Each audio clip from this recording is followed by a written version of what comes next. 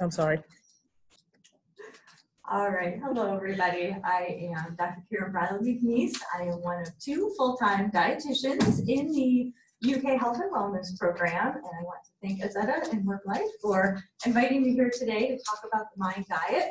We did this topic maybe last year or 2 years ago, and it was very well received, and so I was happy to receive an encore invitation to talk about this again. We do have some information on the back table about our health and wellness programming, so I just want to be sure that you are aware of what we offer along with Work Life. They have a lot of programming going on as well, so be sure you grab those brochures. And I also want to remind you, as a UK employee, spouse, or retiree, you are eligible to take advantage of, again, having 2 full-time dietitians on this campus available to you for free. So if after today you have additional questions about the MIND diet, or you want to sit down and talk about how you can incorporate what we've talked about today into your specific kind of needs and lifestyle, we're here to do that for you, okay? So you have something called the Live Well Dashboard where you can go ahead and request a consultation with us. So please keep that in mind if you have more nutrition-related questions for yourselves after today. Okay. So the MIND diet stands for Mediterranean Intervention for Neurodegenerative Delay. Okay. One thing I want to say at the outset of this is that as it usually goes in the nutrition world, the headlines outpace the research. Okay, this happens a lot.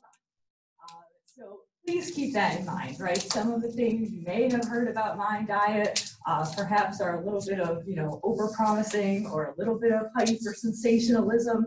I'm going to do my best today to give you the most kind of evidence-based, balanced perspective on the MIND diet based on what we do know so far based on the research, okay?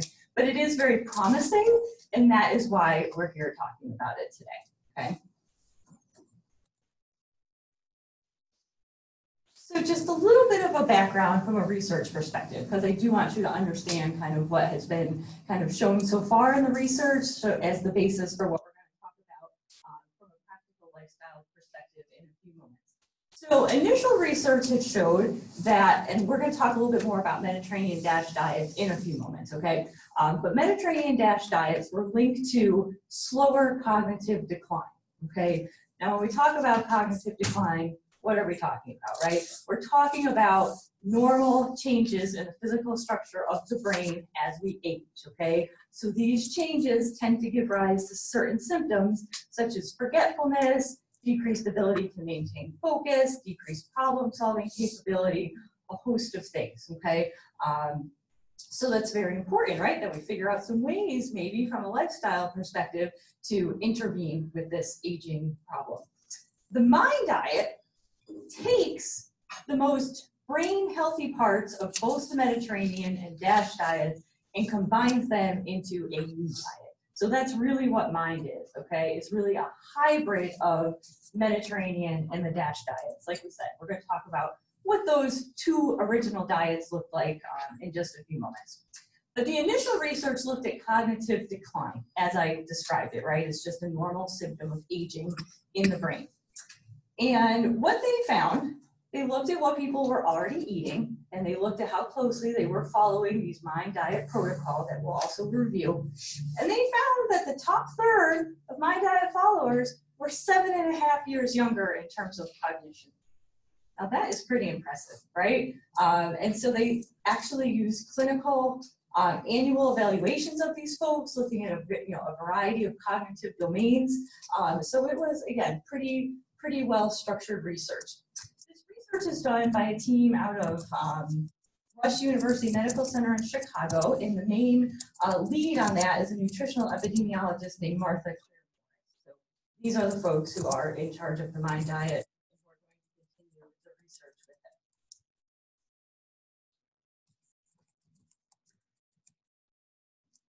So since they saw that very promising research with the MIND diet and cognitive decline, right, it made sense to take the next step and say, well, let's see if this can actually help prevent Alzheimer's disease, right? And a whole nother diagnosis and host of symptoms, okay? And so that was the next logical step. So in 2015, that's what they did. And again, keeping in mind, 2015, this was not that long ago, right? So again, when I say the research is in its infancy, it really is, okay? So they followed 923 folks, age 58 to 98, for an average of 4.5 years. Now, some people, maybe they followed for 2 or 3 years. Some people, maybe they followed up to 10 years, but the average amount of time they followed these folks was 4.5 years. And again, this was not an intervention, right? They did not prescribe the MIND diet. They simply looked at what people were already eating, okay? And the other thing to remember now when it comes to research, and I don't want to get too wonky and in the weeds, right? But there is a difference between what we call an observational study like this, right? Where we're just looking at what's already happening, okay? And this can show what we say is association. MIND diet is linked to, right, slower cognitive decline. MIND diet is linked to lower incidence of Alzheimer's disease, but we cannot definitively say from research like this that MIND diet is causing, right, these decreases in cognitive decline or decreases in incidence of Alzheimer's. So it is an important distinction from a research perspective, and I just want to point that out, okay? But this is where most research starts, right? By showing causation, right? The two things are linked, and then you can look more into better controlled, randomized, long-term clinical studies that can help show that causation, okay? But they found, again, some very promising things, okay? Now let me explain what these points here are to you and what we mean by adherence, okay? They figured out that they could create a scale of 0 to 15 and grade people's current diets, right, according to the MIND protocol based on that, all right? So they divided these folks into groups of thirds, or what we call tertiles, right? And you had your bottom tertile, you had your middle tertile, and your top tertile, or top third people, okay? So the top tertile was what they called rigorous adherence. And these people scored 8.5 to 12.5 points out of a total of 15 points in terms of following the MIND diet. Does that make sense? Okay. And you can see what's interesting here, nobody's even scoring 15. Nobody's following this diet perfectly, right? Which we're going to talk about a little bit more is very important and very encouraging when it comes to a practical perspective, okay? So the people who are following this very rigorously had a 53% lower incidence of Alzheimer's disease risk. Moderate adherence, which was 6.5, and that's not even half, right? 15, 6.5 to 8.5, right? Those middle third people still experienced a 35% lower Alzheimer's disease risk, okay? Now, we also saw that the longer people followed the MIND diet, the better the results, okay? So there was a link also in terms of how long you follow it and how good your results were. Now, what's interesting also, and you may know this from, knowing a little bit about research, you want to control for certain factors that might be explaining these results, right? So they did. They controlled for things such as age, gender, education level, calorie intake, physical activity, and their participation in what we call cognitive stimulating activities. So all those things were controlled for, meaning those are explaining the changes in these results, right? So again, giving a little bit more confidence that it actually is this diet that's explaining this lower risk. Any questions about that? Okay. Now the next slide I'm going to show you here is, they also did some research to see, all right, did we do a good job creating this MIND diet by really taking the best brain benefits from each, the DASH diet and the Mediterranean diet, right? So they looked at, if you just followed DASH or just followed Mediterranean diet, what was your incidence of risk? Now, people who had rigorous adherence to the DASH diet, which, just so you know, it stands for dietary approaches to stopping hypertension. It's usually prescribed for people with high blood pressure, okay? The DASH diet, rigorous adherence, 39% lower risk of Alzheimer's disease. Rigorous adherence to the Mediterranean diet, 54% lower risk. But moderate adherence to either the DASH or Mediterranean diet had a negligible effect. And again, I'm going to remind you that this moderate adherence to the MIND diet gave us 35% lower risk of Alzheimer's disease. Yes? Is it possible that, did they comment about the power of the study and that kind of thing, enough years of people I mean, were they pretty, that third bullet is intriguing. Did they feel like that was a real finding, or did they wonder if maybe they didn't have a big enough group that followed long enough that it would have come out later if they had looked longer? They did seem confident in the statistics. Yeah, okay. that they had studied enough people for long enough, at least to prove that causation. Thank you. So yeah, that's a fantastic question. Okay, so this is what I mean by this is very, very encouraging, right? That you can have moderate adherence to something like this, right? And still experience a pretty significant lower risk. The other thing I'll point out is that in 2016, based on this research that we've talked about so far, the National Institutes of Aging awarded this MIND team out of Rush University Medical Center $14.5 million to study the MIND diet further, and they're going to have 5-year randomized clinical trials. So again, hopefully something that shows us more about the causation and gets beyond just this association we've talked about so far. So again, that was 2016. I'm not sure if that research has started or not, but we can expect hopefully in the next few years to hear more about that. They're going to study 600 older adults, and they're also going to be including some brain scans with that, which has not been done yet, to see any kind of physical changes in the brain that are happening because of this too. So it's very exciting. That seems to be the next step in terms of the research. Now we're going to get into a little bit more now. I know you might hear about the nuts and bolts of what is the MIND diet, how do I do this, right, to get some of these benefits. Now I will tell you that all of the details are not quite fleshed out, right? I do see little bits and pieces that differ here and there, right? Because again, this is new, right? And there's a lot of details like, can I have eggs? Nobody talks about eggs on the MIND diet. Then I don't know, right? So there's a little, a few things here and there, okay? But I've done my best, like I said, to really cull through the actual original research to really give you the most accurate presentation possible. I wanted to give you this little snapshot. Again, I promised you I was going to talk just briefly about what the DASH diet and the Mediterranean diets are. I mentioned that the DASH diet is typically used for treating high blood pressure. The Mediterranean diet, as you know, the name hints at, it's a diet followed by people who live around the Mediterranean, like in southern Italy and Spain and Greece, right? The traditional diets that they eat there, okay? So you can see there's a lot of things these diets have in common. The green boxes there under each one is showing you what is encouraged as a part of any of these 3 diets. And then the red boxes are what tends to be discouraged specifically as a part of these 3 diets. But there's several commonalities, right? You can see that there's a lot of plant-based things. There's a general discouragement of red meat. There's trying less added sugar, right? Fewer foods that are higher in saturated fat. So there are a lot of commonalities, okay? But like I said, the MIND diet really tried to take what they knew about, the most brain healthy effects of each of the DASH and Mediterranean diets and combine them. And again, I think based on that research we saw, right, they probably did a pretty good job of it, okay? Okay, so you have this handout here with you, right? Everybody has that to take home. But that's what we're looking at here for a moment. This is what we call the MIND diet in a week. And I really like this, right? Because it gives people a very good, visual, easy to follow guide about how to do the MIND diet.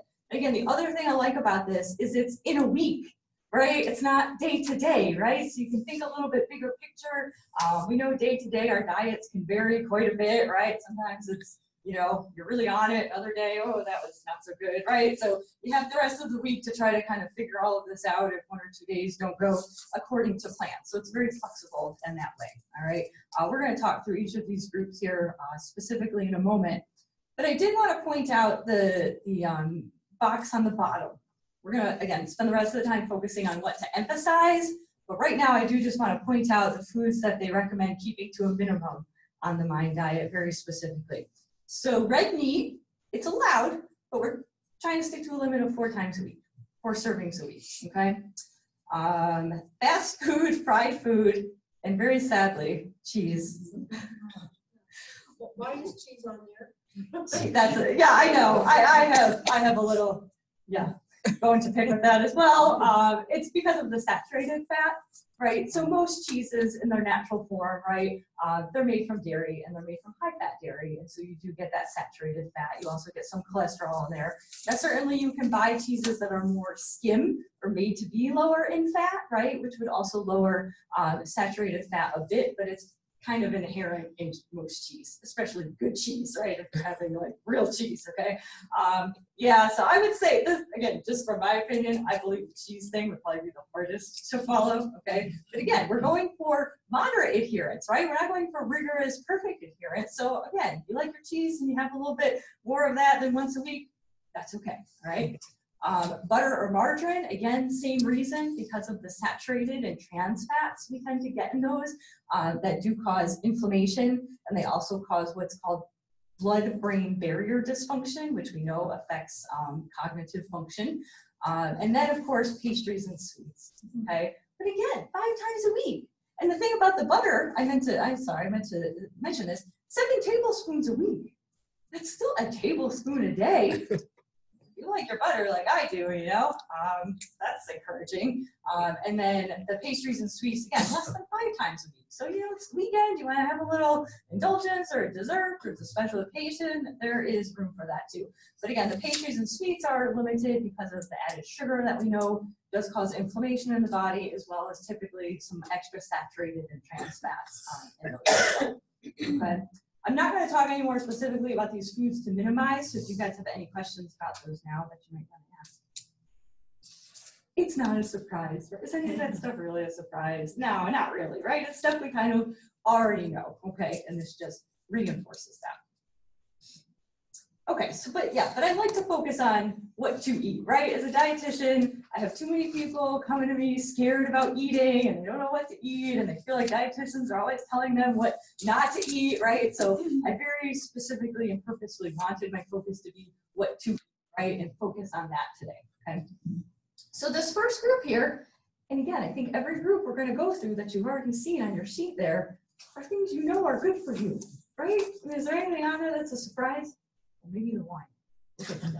Yeah. If you're mad about the cheese, maybe you could be happy about the wine. We'll get to that in a minute. So whole grains, you hear about that a lot, right?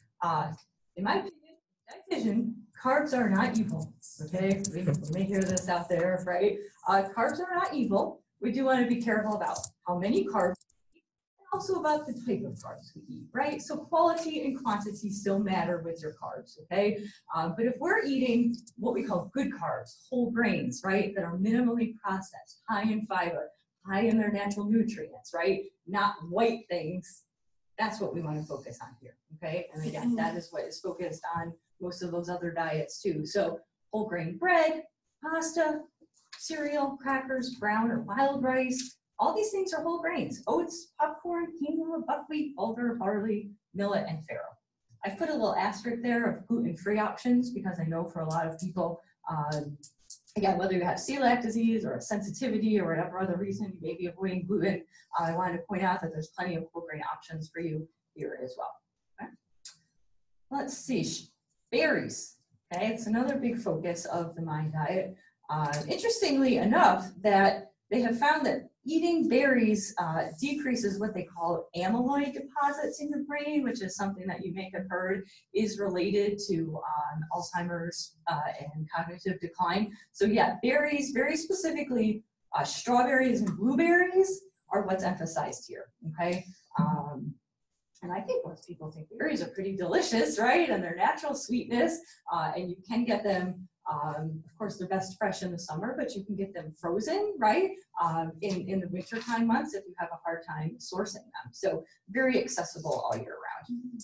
Beans, okay? So any kind of bean. I don't think refried beans are probably part of this. Nobody mentioned that specifically, but I'll take a guess that not refried beans, right? We're preparing them sensibly here.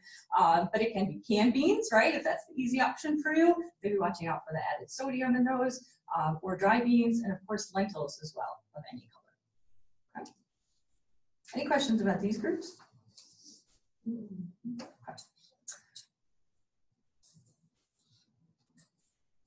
All right. Oh, you always hear about your leafy greens, right?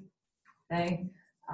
Now, other things, you know, romaine lettuce and other things like that are good too, but we know this dark green color of the leafy greens, right, signifies very specific nutrients, right? And so those leafy dark greens are very important. Some romaine lettuce is darker, right? So trying to find a darker romaine lettuce, but spinach, arugula, kale, any of these other kinds of greens listed here, okay? And we're trying to do those, what, is it once a day? That's the recommendation, right? 6 a week, yeah, so, yeah. Take one day off if you really want. Yes, ma'am? Are you gonna get the same value for the cooked dark greens if you put on the fresh greens? Yes, they can be cooked. They can be cooked. If you get the same value as if they were. Yeah. Yeah, I mean, you, with most of these, you probably want to, you know, be lightly cooking them to the extent possible. You're cooking. Yeah, okay. Yeah. You're still getting a benefit, right? Some of these nutrients sometimes get a little leached, right, depending on how you're cooking them and that kind of thing. But for the most part, you're still getting a benefit. So please don't think that if you're, boiling these or cooking them in depth that you're missing out on all the nutrition. Yeah. So is there a recommended quantity, of certain things? Is it just in general? Yeah, they didn't go into that too specifically, honestly, but I think they go by reference values from like the USDA that you usually see associated with MyPlate and things like that. So in this situation, it would be probably about a cup raw or half a cup cooked with your leafy greens and other vegetables, about a half cup of berries, a half cup of cooked whole grains, half a cup of cooked beans. Yeah, that's a good question. And I'll try to mention that as we go through the other groups, what a reference serving would look like. But yes, that's a very good question. Mm-hmm. Yeah. So not huge either, right? I mean, it's not like you need to be sitting down to like 3 cups of quinoa or something, right? I mean, we're talking pretty small amounts here, all right? Very, very doable. So then you have your poultry, right?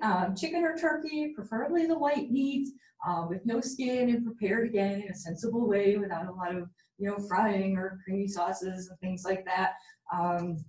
This would be probably a 3-ounce serving is the reference here, okay? And again, we're doing that, just twice a week, okay? And this is unclear to me. I had people ask this the last time about pork tenderloin. I can't find an answer. I don't know. Generally, we consider pork tenderloin a lean meat, and I know it's an easy thing, and people do like to cook it, so possibly it could, but I'm not exactly sure what the mind people would say. Any questions about that? Okay, and then you got your nuts, okay? And really, any kind of nut, which I think is also great, right? Because some people tend to have strong preferences, right, between one nut or another, and people are always asking me, is there one that's way better than another? They're all high in vitamin E, which we know is very protective of the brain, and they're all high in healthy fats, monounsaturated heart, brain healthy fats, okay? So any of these nuts is fine. I think the only exception is macadamia nuts, which are pretty expensive and hard to find anyway, right? Probably not eating too many of those, but all these other ones are totally fine. This would probably be about a 1-ounce serving, I'd say. So again, usually what fits kind of in the little cup of your hand. I mean, again, not a huge serving. Now we have all our other vegetables, right? There was the leafy green specifically, right? But then we're trying to eat at least another serving of vegetables once a day, okay? I just listed examples. This is probably not an exhaustive list that's listed here, right? But these are the most common vegetables that people are eating. I find it encouraging that on this list are also potatoes, white or sweet potatoes, corn, peas, and lima beans, which is something we usually call those our starchier vegetables, right? Like they botanically grow like vegetables, but nutrition-wise, they're a little bit higher in their carb content. But they're on this list, right? And according to the Mind Diet people, that's how they designed it. So that's encouraging too, okay? I would say that you want to try to include as much color as possible in your vegetables. Have you guys ever heard that? Like eat a rainbow, right? When it comes to your fruits and vegetables. And there is a reason for saying that. It's because we know there are different phytochemicals and antioxidants, right? Depending on what color a vegetable is. So by eating a variety of different color of fruits and vegetables, you can ensure you're getting kind of the full spectrum of those phytonutrients, okay? All right, then we have fatty fish. Again, would be about a 3-ounce serving. These are your general sources of fatty fish. They are high in what we call omega-3 fatty acids. You guys are probably familiar with that term, okay? Our American diet is typically very low in this kind of fat, okay, and very high in something called omega-6. So we want to try to reverse that a little bit, get a little bit more omega-3s. Omega-3s, we know, do help decrease oxidative damage to the brain and also increase what we call synaptic proteins. So you know how you talk about the brain synapses, right, and how well connected they are and how well they're talking to each other and firing. That's very much related to cognitive performance, right? So this fatty fish actually helps to preserve some of those synaptic proteins, okay? The interesting thing about this is you saw it was just, what was it, twice a week? Is that the fatty fish recommendation? What's it say, once a week? Okay, yeah, sorry. What they found is that they're really, if you love the fatty fish, go for it, but there is no benefit conferred beyond the one serving a week, surprisingly, at least in this context. So again, sometimes it can be hard to find these things, maybe other people in your family don't love to eat them, but if you can manage to get one serving for yourself a week, you are pretty much maximizing the benefit you can get from those. Okay, and last but not least, wine.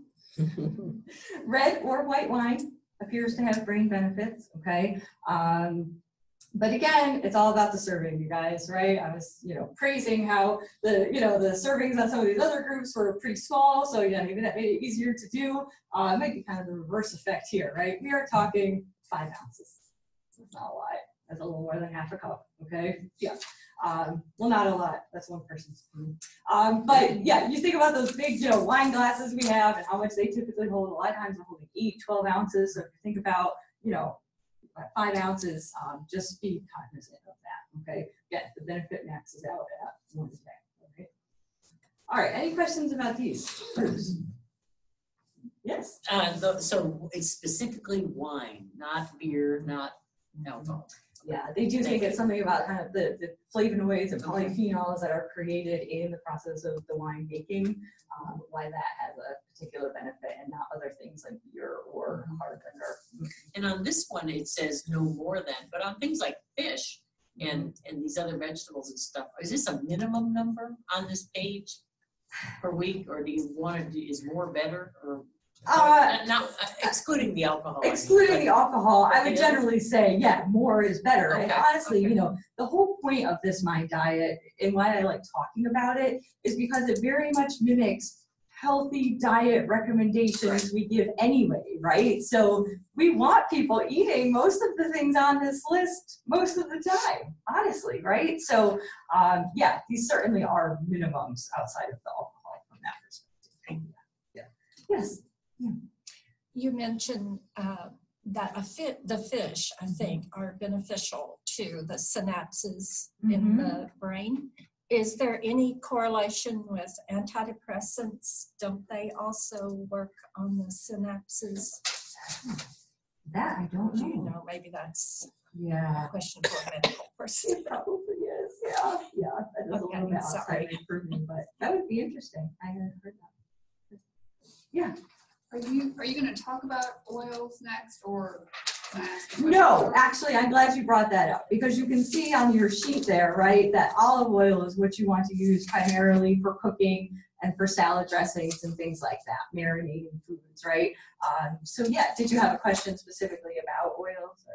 Well, yeah, I mean, some folks talk about coconut oil being great for the brain. That's in a lot of headlines, but also avocado oil seems more available now. I don't know, at least at my grocery store. So is there any discussion of the other oils? Like that really don't do those and definitely do olive, or they was just testing essentially olive? From a Mind Diet perspective, the focus has been solely on olive oil to this point, okay? But what we do know, again, from a preponderance of research, right, is that any of these monounsaturated oils, we call them, are going to confer health benefits, okay, very globally, right? Probably for the heart, probably for your brain, right? Yes, and that would include things like the avocado oil, right? That would be an example of a monounsaturated fat. Actually, any oil that comes from avocado, olives, any of the nuts we looked at, right? Any oil that comes from those would be considered a monounsaturated oil. Canola and peanut oils, surprisingly to people, are also what's considered monounsaturated oils, the most heart healthy, brain healthy oils you can eat. So all of those would be fine, right? But again, just in terms of mind diet, they are specifically looking at. Yeah, but if you prefer the taste of the other ones, or it's easier to source other ones, yeah, don't feel bad about that. And I do just want to mention coconut oil because you brought it up, right?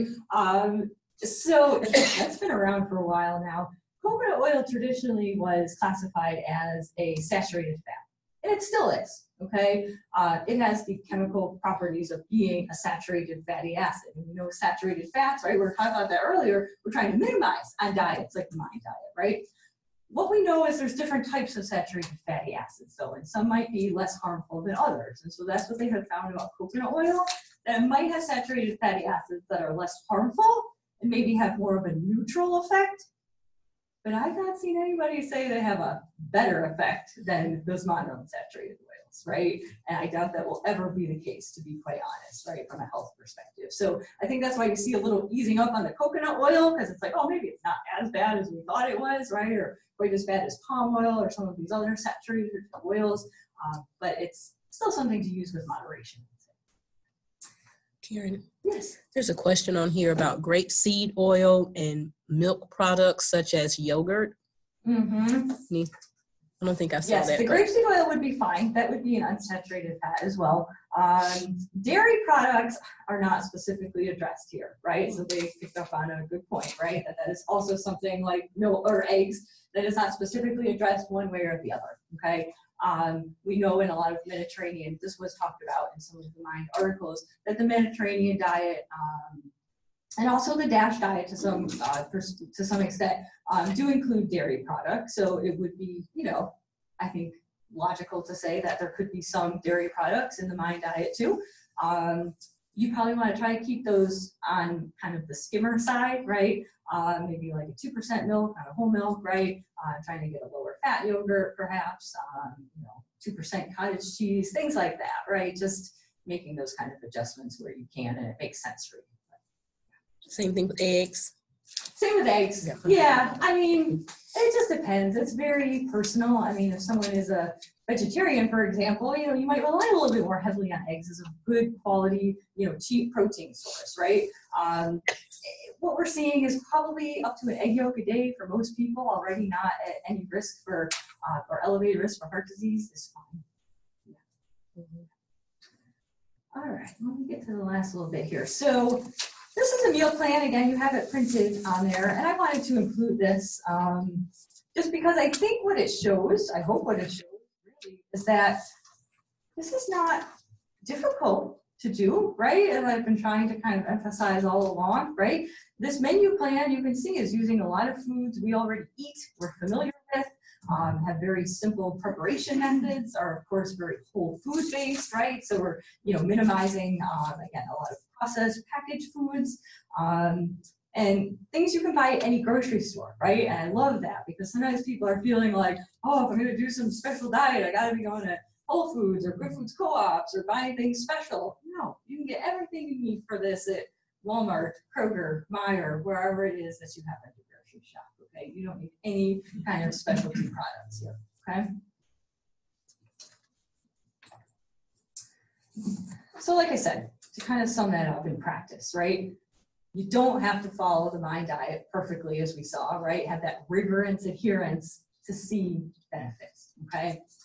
This can be adopted, like I've been trying to say, as a long-term sustainable lifestyle, okay? This diet is not, like I said, that different from what we would recommend someone to do who just wants to have a generally healthy diet. This is very much in line with that, okay? So you don't need to be feeling like, oh, I need to choose a Mind diet or some other healthy diet. Like this is a good, balanced, healthful diet really for anybody. And if you happen to have particular concerns about cognitive decline or Alzheimer's and your risk for it, then this totally makes sense for you, okay? I have this quote I always like to remind people of, speaking of not following something perfectly, the decent diet you follow is better than the perfect one you quit. Right? Right. And we totally believe that at Health and Wellness, right? Me and my colleague, the other full-time dietitian, that is what you'll hear from us over and over again, right? People get so concerned about doing diets perfectly, right? There's no such thing, by the way, as a perfect diet, okay? And I just love that the Mind diet reinforces that you can still get Very good benefits from doing it pretty good most of the time. Okay, that's great. These things are plant-based, a lot of the foods. They're what we call nutrient dense. Like I said, they're whole foods, right? And this helps for a few other things. It often tends to be budget friendly, right? When you're buying more whole foods, less processed foods, you tend to be cutting out a lot of other things like sodium, perhaps, that's in sugars that people are often concerned about for other perhaps health reasons. You're not eating out as much, which is probably also saving money.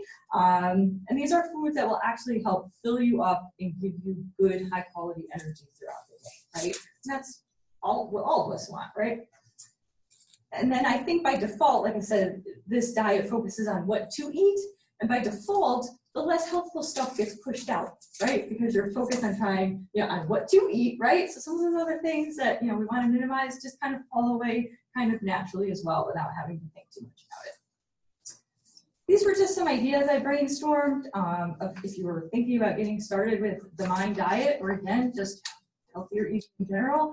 These would be some good places to start, right? If you're eating any grains that are currently refined or white grains, trying to swap those out for whole grain versions, which again are very easy to find anywhere in the shop.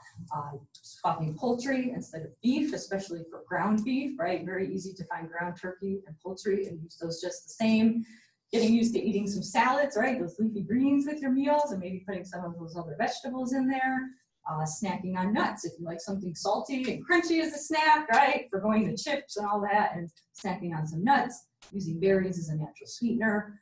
I had to put something in there about the cheese again, because I just can't let that go. But one trick is to try to use sharper cheeses, right? Like a Parmesan cheese or a Romano cheese or extra sharp cheddar, so you don't have to use as much, right? You get that flavor, but without as much. So maybe trying to use sharper cheeses, higher quality cheeses to get the flavor. Instead of putting mayo or cheese on a sandwich, which again is going to have those not so heart healthy, brain healthy fats, using hummus or avocado as a spread. And having a meatless dinner once a week, right? I know the American plate is very meat-centric, right? And we're always kind of starting with the meat to plan and then planning other things around it. But one way to really, challenge yourself with more plant-based foods, like what's on the MIND diet, is to have a meatless dinner once a week, because you might actually really discover a love of some other vegetables, maybe a love of beans and lentils that you hadn't realized you had. So it is a good way to kind of force yourself to experiment a little bit. There's a few resources I wanted to point out to you. This is a website by a dietitian who specializes in the MIND diet, minddietmeals.com. That's the website, minddietmeals.com. It is really the only thing like this that I could find. Again, it shows you how much in its infancy this whole thing is, right? There's not a lot out there. But this website is dedicated to it, right? She writes articles and a blog about it. She has recipes that, again, look very straightforward, very approachable kinds of things. And there's also some books on Amazon, okay?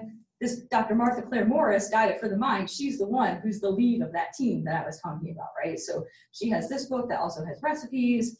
The middle book there is the same woman who does the website I just talked about, Maggie Moon. She's a dietitian.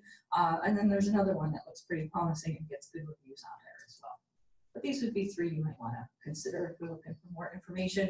They're probably at the local library, although I haven't checked. Okay. What other questions are there from folks here or online that we haven't addressed yet? Yes. There was a question about other fruits other than berries. Right. Yeah. So the berries, remember, are twice a week, okay, at a minimum, okay? So yeah, you do want to be filling that in with other fruits, okay? And they talk, in the MIND diet that, again, we know fruits in general have a lot of antioxidants, a lot of these, kind of phytochemicals that we know have all kinds of health benefits. So yeah, certainly they're, to some extent encouraging other. Most people want to try to get at least a couple fruit servings a day, right? Again, I think fruit gets a bad rap because it's carbs, right? Fruits are carbs, right? But they're, again, high in so much fiber and other nutrients that you can't get from other food groups, right? I mean, there's some things in fruits you can't get from vegetables or any other group. So again, it's important to eat a variety of fruits and eat a variety of colors like we talked about too. Yes? Can your fruit servings be a good berry juice, a mixed juice? Juice is discouraged. Well, okay. I mean, from the This mind one is diet just perspective. not added sugar or nothing, it's really the fruit just. Like Well, pomegranate. okay, I mean, if we're talking, yeah, like maybe you've juiced it at home yourself, or maybe you've bought something that you know is high quality, right? They do sell those refrigerated kind of, very fresh juices that you can get to, which I might have a little bit more, confidence that they're retaining a lot of the natural nutrients in there. I prefer the real fruit. Yeah, I mean, if real fruit just can't happen for you, right, for whatever reason, then juice is probably better than nothing, right? But just, yeah, like you say, be careful with the extra sugars and, of course, the portions and things like that, too. Good question, yeah. Yes, sir. Other than the extra calories, is there any advantage to more than the servings you recommend for this diet? No, for me, it would be hard just to eat the servings as you define them. Right, right. I'll Yeah. second that. But yeah, oh yeah. No, those are minimums. Like we said, with the exception of the alcohol group, those are pretty much minimums, right? Because I do think, I mean, again, if you look at other healthy diet guidelines, right, we want people to be eating several servings of whole grains a day, several fruits and vegetables a day, right? Eating those lean meats and beans, right? So yeah, those are definitely minimums. Is that what you were asking? Well, yes, and there's no particular advantage. I mean, if you adhere to this in great detail, there would be no advantage to the prevention. Yes, so Alzheimer. from a mind diet perspective, Right. you're absolutely right. Right now, based on what we know, this appears to be the maximum benefit, right? Now that could change based on some of this additional research they're going to do. But you're right, from a mind diet perspective, this is going to kind of max out your benefit. Now, I would argue, though, for other health reasons, right, having more than this minimum that's prescribed by the mind diet would probably be helpful for several other things, too. Yeah. This meal plan has 3 meals and 2 snacks each day. Is there anything about the timing of food on the mind diet? That is Snacks aren't excellent. required. That's an excellent observation. No, they are not. That is purely for Is your opinion on the protein drinks that you just buy at Costco or wherever? And maybe Yeah. with fruit mixed in them, because they're supposed to be low calorie, but Yeah, so, yeah, and I hate to say it, my answer probably would very much depend on the particular product we're talking about, but as a general statement, a lot of those pre-mixed, ready-to-drink protein drinks do typically have some kind of non-nutritive sweetener in them, we call it, right? So chances are it probably has some kind of stevia or sucralose or something like that, which I am not necessarily opposed to, but I do think people should be aware of that, right? I mean, it's not when they say it's low carb or, low calorie, but it's, strawberry flavor or chocolate flavor, you should probably be suspicious, right? It has probably some of that non-nutritive sweetener in there. So you might be better off, I tell people, just getting a straight up kind of whey or pea protein powder that has nothing added, and then blending that up in your smoothie with your berries and whatever other sweetener or other things that you might want. thank you. Yeah, Coffee or tea, did they look at that at all? I did not see that mentioned. Okay. Can you Now, there are several benefits for, the question was about coffee or tea, and you not mentioned in the mind diet. But there's research that shows there's some cognitive benefits, some liver health benefits to drinking coffee. We do know that drinking tea, I mean, not sweet tea, but Right, just no sugar. general brewed teas, hot or cold, certainly, have benefit and are a great way to get, your fluids in if you're not a big water drinker either. So, good question. And not too much cream and sugar in your coffee, I guess I'll say. Right. Yeah, Dana? So, say you wanted to start practicing the mind diet. At what age do you recommend, is there a recommended age to start it? Or is it just start when you're young? I'm just curious. That's a great question. I don't know the answer to. Now, I will say, right, that age range from that research was 58 to 98 years old, right? And that new funding that they got is going to look at people who are older adults, which I assume is about the same age range. So, at least by then, but I can't imagine there's no harm in starting much earlier, right? Like I said, because these are things that are good for so many other health reasons in terms of heart disease and preventing cancer and, just general kind of, performance and energy issues. So, yeah. I guess there's one thing that kind of jumps out is it's not a lot of calcium in this diet, the way it's written. And I guess if a person had calcium issues, or if they were a growing person or a young woman, or, I think, or, that might be something that you take up with your dietitian, I would think. That's a great point. And that actually was mentioned as like a bit of a concern by some of, some people who review these diets and things saying, if you need calcium, you want to pay extra attention to make sure you're, maybe a supplement. It's still, like I said, it would still be perfectly fine. You'd be getting 2 or 3 reasonably, moderate fat dairy products a day if that is certainly something that you specifically need and want. So it's a great observation though. Yeah. Any modifications you would recommend for someone with diabetes, particularly with imbalancing the protein that's, in this? Not really, honestly. And they talk about, I'm sorry, for the online folks, the question was about specific recommendations or modifications with diabetes. I would say, no, they talked about this very specifically as being something that would be completely appropriate for somebody with diabetes. Now, again, with diabetes, usually most people are having to manage their total carb consumption in some way, but with 2 berry servings a week and 3 whole grains a day, that would fit into any diabetic diet, honestly, as far as I'm concerned. I mean, you might forego the alcohol perhaps with the diabetes too, but I'm concerned about the protein aspect of it. Like the balance in that, in break, to be able to make progress in that. Most diets are recommending more protein, and this doesn't seem to be emphasizing protein. Well, and again, it's a minimum, right? So you could be eating more beans to fill that in. You certainly could be eating some of the eggs we talked about. You could be eating, more chicken and turkey than, what we talked about here. Those dairy products, if you're eating those, are going to give you protein too. So will your vegetables, right? So, I don't know that I'd personally be too concerned about like a low protein for someone who's trying to also watch carbs. I think you could get still a very healthy macronutrient balance to manage your diabetes. Great questions, you guys. Anything else? All right. Well, I'm going to hang around here after for the in-person folks if there's anything else you want to discuss. Online folks, thank you very much for joining us.